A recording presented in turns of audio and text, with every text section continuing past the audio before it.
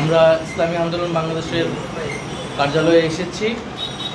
জাতীয় নাগরিক পার্টি এবং ইসলামী আন্দোলন বাংলাদেশের একটি দ্বিদলীয় বৈঠক হয়েছে এবং সেখানে ইসলামী আন্দোলন বাংলাদেশের সম্মানিত আমির পীর সাহেব চরমোনাই ওনার উপস্থিতিতে আলোচনা হয়েছে। এই জুলাই গণ-অভ্যুত্থানে ইসলামী আন্দোলন বাংলাদেশ স্বতঃস্ফূর্তভাবে প্রত্যক্ষভাবে রাজপথে অংশগ্রহণ করেছে, জনগণের অধিকারের পক্ষে, ফ্যাসিবাদের বিপক্ষে লড়াই করেছে। আমরা কাঁধে কাঁধ মিলিয়ে সেই সময় লড়াই করেছি এবং আমরা মনে করি যে আমাদের লড়াইটা শেষ হয়ে যায়নি। আমাদের যেই জুলাই গণ-অভ্যুত্থানের আকাঙ্ক্ষা, প্রত্যাশা এবং নতুন রাজনৈতিক বন্দোবস্ত প্রতিষ্ঠার জন্য যে সংস্কারের পথে আমরা এগোচ্ছি, আমরা মনে করি সেই রাস্তায় আমাদের এখনো সেই ঐক্যের জায়গাটা ধরে রাখতে হবে। তো সেই উদ্দেশ্য থেকেই মূলত এই বৈঠকগুলো আমরা বিভিন্ন রাজনৈতিক দলগুলোর সাথেই বসছি, আলোচনা করছি। তা আমাদের যে বিচার, সংস্কার এবং গণপরিষদের এজেন্ডা, 3টি এজেন্ডা রয়েছে, আমরা সেই বিষয়গুলো নিয়ে আলোচনা করেছি। আমাদের বেশিরভাগ বিষয়ে ঐক্যের জায়গা আমরা খুঁজে পেয়েছি। যেসব জায়গায় দ্বিমত রয়েছে সেটাও পরবর্তীতে কীভাবে নিরসন করে আমরা একটা ঐক্যবদ্ধ জায়গায় আসতে পারি সেই বিষয়ে আমাদের আলোচনা হয়েছে। পরবর্তী কার্যক্রম কিভাবে এগোনো যায় সেই বিষয়ে আলোচনা হয়েছে। আমি যদি উদাহরণস্বরূপ বলি, সংস্কারের ক্ষেত্রে ইসলামী আন্দোলন বাংলাদেশ সংখ্যানুপাতিক নির্বাচনের কথা বলছে। আমরা কেবল উচ্চ কক্ষে সংখ্যানুপাতিক নির্বাচনের কথা বলছি। তা ওনারা 2 কক্ষেই সংখ্যানুপাতিক নির্বাচনের কথা জোর দিয়ে বলছেন। ওনারা ওনাদের যুক্তি উপস্থাপন করেছেন। আমরা বলেছি এই বিষয়টা আমরা বিবেচনা করব, আমরা আলোচনা করব। আমরা গণপরিষদের নির্বাচনের বিষয়টা ব্যাখ্যা করেছি যে সংবিধানের মৌলিক সংস্কারের জন্য কেন গণপরিষদ নির্বাচন আসলে জরুরি, প্রয়োজন। ওনারা বলেছেন গণপরিষদ নির্বাচনের বিষয়টা ওনারাও ভেবে দেখবেন, যেহেতু ওনারাও রাষ্ট্রের মৌলিক সংস্কারই আসলে চাচ্ছেন। আর এর পাশাপাশি আমাদের যে আওয়ামী লীগের দলগতভাবে আওয়ামী লীগকে বিচারের আওতায় আনা এবং আওয়ামী লীগের যে বিচার চলাকালীন সময় আওয়ামী লীগের রাজনৈতিক কার্যক্রম নিষিদ্ধ করা, নিবন্ধন স্থগিত করা ইত্যাদি বিষয়ে আলোচনা করেছেন। আমরা আমাদের অবস্থান বলেছি, ওনারাও এই বিষয়ে ঐক্যমত পোষণ করেছেন। তো আমাদের এই বিষয়গুলো মাত্র আজকে আলোচনা শুরু হয়েছে এবং এটা অব্যাহত থাকবে এবং যদি প্রয়োজন হয় মাঠেও আমরা একসাথে জনগণকে ঐক্যবদ্ধ করব। এবং আমাদের বর্তমান রাজনৈতিক পরিস্থিতিতে যে আমরা দেখছি সারা দেশে এক ধরনের চাঁদাবাজি, লুটপাট এবং জনগণের অধিকার হরণের মতো কাজগুলো আবারও বাংলাদেশের রাজনীতিতে ফেরত আসছে, তার বিরুদ্ধে আমাদের দৃঢ় অবস্থান। আমরা জনগণকে সেই আস্থার জায়গা দিতে চাই যে বাংলাদেশের মানুষ একটি নতুন বাংলাদেশের জন্য, নতুন রাজনৈতিক সংস্কৃতির জন্যই কিন্তু আসলে জুলাই গণঅভ্যুত্থানে রাজপথে নেমে এসেছিল। যদি পুরনো রাজনৈতিক সংস্কৃতি, পুরনো বন্দোবস্তের জন্য কেউ চেষ্টা করে তাহলে বাংলাদেশের জনগণ সেটা মেনে নেবে না এবং জুলাই গণঅভ্যুত্থানের শক্তি হিসেবে, ফ্যাসিবাদ বিরোধী শক্তি হিসেবে আমরাও সেটা মেনে নেব। তো আমরা আশা করি যে আমাদের মধ্যে যে আলোচনা হয়েছে এবং স্থানীয় নির্বাচনের বিষয়ে আলোচনা হয়েছে, এটা জাতীয় নাগরিক পার্টি এর আগেও বলেছে, জনদুর্ভোগ এবং নাগরিক সেবা যে পাচ্ছে না মানুষ, সেটার জন্য জনগণের ভিতরে স্থানীয় নির্বাচনের একটা আকাঙ্ক্ষা তৈরি হয়েছে। ইসলামী আন্দোলন বাংলাদেশও তাই মনে করে।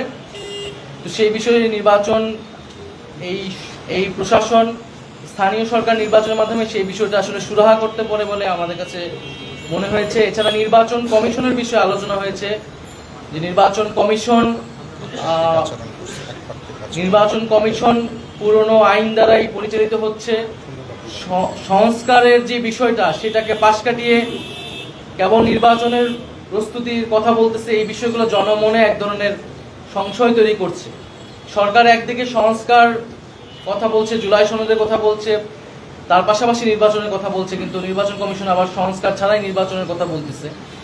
তো আমরা এই বিষয়গুলো, নির্বাচন কমিশনের যে সংস্কার রয়েছে সেটার পুনর্গঠন, এই বিষয়গুলো নিয়ে আমরা আলোচনা করেছি। তো ভবিষ্যতে আমাদের এই আলোচনা অব্যাহত থাকবে এবং আমাদের যে রাজনৈতিক দাবিগুলো রয়েছে সেই রাজনৈতিক দাবির ভিত্তিতে আমরা একটি বৃহত্তর রাজনৈতিক ঐক্য, জনগণের ঐক্যের দিকে যাব ইনশাআল্লাহ। আসসালামু আলাইকুম। আমরা মোটামুটি আলোচনার মৌলিক বিষয়গুলো আমাদের জাতীয় নাগরিক পার্টির সভাপতি নাহিদ ইসলাম বলেছেন, এই বিষয়গুলোই আমাদের আলোচনায় ছিল। সার্বিক বিষয়ে এখন আমাদের ইসলামী আন্দোলন বাংলাদেশের মতো আমি চরমানের তিনি কথা বলবেন। আলহামদুলিল্লাহ, সকলকে ধন্যবাদ জানাচ্ছি। মৌলিক আলোচনা কি হয়েছে এটা তো আমাদের মানিক ভাই পরিষ্কারভাবে আপনাদের সামনে উপস্থাপন করেছেন। তবে সাংবাদিক ভাই সহ ভাইরা যারা আছেন এবং বিশেষ করে আমাদের কথা যারা শুনছেন দেখছেন, 53 বছর স্বাধীনতার পরে দেশ কিন্তু সুন্দর একটা ধারায় রাজনীতির চর্চা হয় নাই, বরঞ্চ বারবার আমাদের দেশের মানুষগুলো এদের মাধ্যমে ধোঁকা পেয়েছে, ধোঁকা খেয়েছে। এর একটা পরিবর্তন জুলাই আগস্টের গণ অভ্যুত্থানের মাধ্যমে আপনারা দেখেছেন যে বাংলাদেশের জনগণ এবং ছাত্র এবং আমাদের একটা আকাঙ্ক্ষা দেশ নিয়ে আছে, চিন্তা আছে। তারই একটা বাস্তবতা হিসেবে আজকে আমাদের বিভিন্ন চিন্তা কার্যক্রমের সাথে আমাদের এনসিপি চিন্তা কার্যক্রম অনেকটাই মাঠে ময়দানে সর্বত্র একাকার। আলহামদুলিল্লাহ, আজকে আমরা আলোচনা করতে পেরেছি, আমাদের মনোবল আরও বেড়েছে। সামনে ধারাবাহিকভাবে আলোচনা চলতে থাকবে। আশা করি যে এই ফ্যাসিস্ট যে হাজার হাজার মায়াপুর খালি করেছে, সংখ্যা হারা করেছে, আমাদের দেশের টাকা পাচার করেছে, এদের বিচার দলগত সহ আগে হবে, তারপর আমরা নির্বাচনের চিন্তা আমাদের মাথায়, তারপর নির্বাচন আমরা চাই, সংস্কার প্রয়োজনীয় হবে, তারপর জাতীয় নির্বাচন। এর আগে আপনারা জানেন, যদি ফ্যাসিস্ট সহ তারা যে আচরণগুলো করেছে এবং তারা যে সুর নেই, যারা নাকি বারবার নির্বাচনের কথা বলছে, আমরা তো আলোচনা পর্যালোচনা করে দেখি যে সেই 53 বছরের ইতিহাস বাংলাদেশে আবারও পুনরাবৃত্তি হবে। নতুন আমরা যে চেয়েছিলাম বা চাইতেছি এটা হবে না। এর জন্য আপনাদের সকলকে ধন্যবাদ জানাচ্ছি। আর আমরা ইসলাম দেশ মানবতার কল্যাণের পক্ষে আমরা যেন সব একাকার হয়ে কাজ করতে পারি। আপনাদের সহযোগিতা এবং আপনাদের দোয়া এবং আপনাদের সকলকে একাত্রে আমরা কাজ করব, এই আশা আকাঙ্ক্ষা ব্যক্ত করে আজকে এখানে আলোচনা শেষ করছি। আপনাদের সকলকে ধন্যবাদ জানাচ্ছি।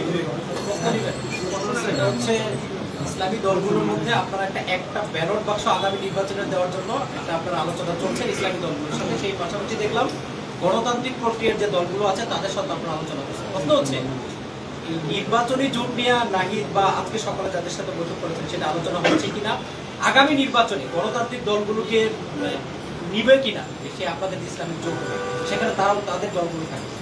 আমাদের ইসলামী দল বলতে আমরা আগেই বলেছি যে একটা বাক্স পাঠাবার ব্যাপারে আমরা চিন্তা করতেছি এবং সেভাবে আমাদের আলোচনা চলছে, এটা আপনারা লক্ষ্য করেছেন। এবং যারা দেশপ্রেমিক রয়েছে আমাদের একটা অপশন কিন্তু ওটাও আছে, সেখানে এনসিপি তো ওর ভিতরে অগ্রাধিকার। এটা তো আমরা আশাবাদী যে আমরা একাকার হয়েই দেশ গড়ার ব্যাপারে আমরা কাজ করব, এটা আমাদের চিন্তা আছে। নাইদের কাছে একটা প্রশ্ন, যে আপনারা তো ধারাবাহিকভাবে বৈঠকগুলো করছেন, এটা কি নির্বাচনী জোটের জন্য নাকি শুধুমাত্র সংস্কারের ঐক্যমত করার জন্য? না, আমরা নির্বাচনকে সামনে রেখে এই সংলাপগুলো নয়। একটা তো হচ্ছে একটা নতুন রাজনৈতিক দল হিসেবে ফ্যাসিবাদ বিরোধী যে রাজনৈতিক দলগুলো রয়েছে তাদের সাথে একটা আনুষ্ঠানিক বৈঠক করা, এটা আমাদের একটা দায়িত্ব, সেইটা একটা উদ্দেশ্য। আরেকটা হচ্ছে এই জুলাই গণঅভ্যুত্থানের পরে জনগণের যে আকাঙ্ক্ষা প্রত্যাশা তৈরি হয়েছে, মানুষকে সেই আস্থার জায়গা, সেই আশ্বস্তের জায়গা দেওয়া, যে বিচার এবং সংস্কার যে হবে এবং সেটার জন্য যে রাজনৈতিক দলগুলোরও সদিচ্ছা রয়েছে, আমরাও ঐক্যবদ্ধ আছি, সে বিষয়টাই মানুষের সামনে উপস্থাপন করা। আমাদের এই সংলাপ বা এই ঐক্যের জায়গাটা মূলত যে রাজনৈতিক দাবিগুলো আমরা সামনে রাখছি, সেই রাজনৈতিক দাবিগুলোর উপর ভিত্তি করে এটা একটা রাজনৈতিক সমঝোতা আপনারা হিসেবে দেখতে পারেন। এখানে নির্বাচনের বিষয়গুলো এখনই আসে নাই, তবে রাজনৈতিক এই ঐক্যে বা সমঝোতার জায়গা থেকে আমাদের মাঠের ঐক্য পরবর্তীতে সেটা নির্বাচনের দিকে যাবে কিনা সেটা আসলে পরবর্তী সময়েই আসলে বোঝা যায়। সরকার দুদিন আগে সরকার পররাষ্ট্র উপদেষ্টা বলেছিলেন মানবিক করিডোরের বিষয়টা, এটা রাজনীতিবিদের একটা মতামত আমরা একটু জানতে চাই, যদি আপনি প্রশ্ন করতেন। সরকার কোনো রাজনৈতিক দলের সাথে আলোচনা ছাড়াই মানবিক করিডোরের বিষয়ে সিদ্ধান্ত নিয়েছে, দল হিসেবে আজকে যে আপনারা আলোচনা করেন সেটা আসছে কিনা, এই বিষয়ে আপনাদের বক্তব্যটা একটু জানতে চাই।